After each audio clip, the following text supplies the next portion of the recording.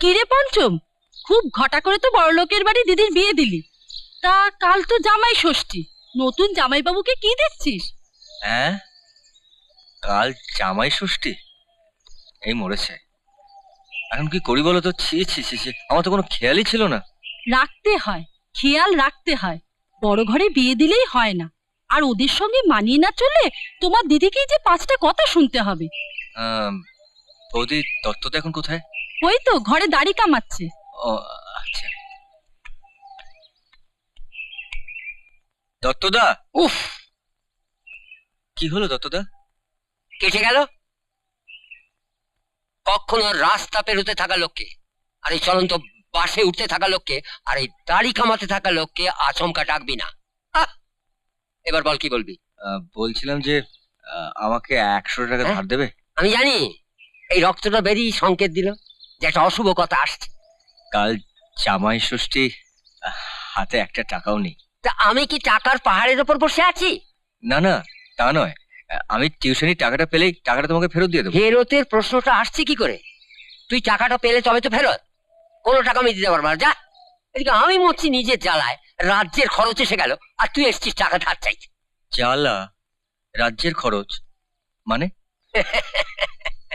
আজ রাতে পুরী যাচ্ছি বেড়াতে, তোর বৌদির আবদার। নিজের হাতে কত জিনিসপত্র গুছিয়ে নিয়েছে, এই দেখ না। তাই সব মালপত্রের জন্য আবার একটা ট্যাক্সি নিতে হবে, আর ট্যাক্সির মিটার ডাউন হবার সঙ্গে সঙ্গে আমার খরচের মিটারও চালু হয়ে যাবে। তাই এটা বিপদ নয়? আচ্ছা দত্তদা, এই মালগুলো যদি আমি পৌঁছে দিই হাওড়া স্টেশনে, তাহলে ওই ট্যাক্সির টাকাটা আমাকে দেবে? তুই পৌঁছে দিবি? এবং আবার ফেলে টেলে দিবি না তো? না না, অনেক দামি জিনিস আছে ওতে। না না, আমি ফেলবো না। তুমি হাওড়া স্টেশনে গিয়ে সব মিলিয়ে দেখে নিও। বেশ, তোর যখন টাকার এতই দরকার, তুই মালগুলো পৌঁছে দে। এই এই এই এই এই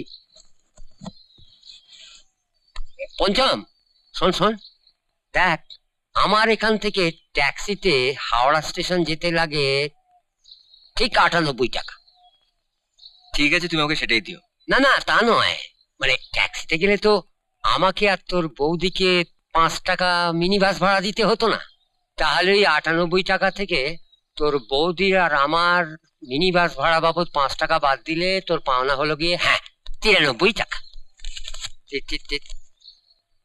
এই দেখো, আবার 3 টাকার খুচরো নেই। তুই এই 90 টাকাই রাখ। আসছি। পঞ্চম, ভালো থাকিস বাবা। আচ্ছা বৌদি।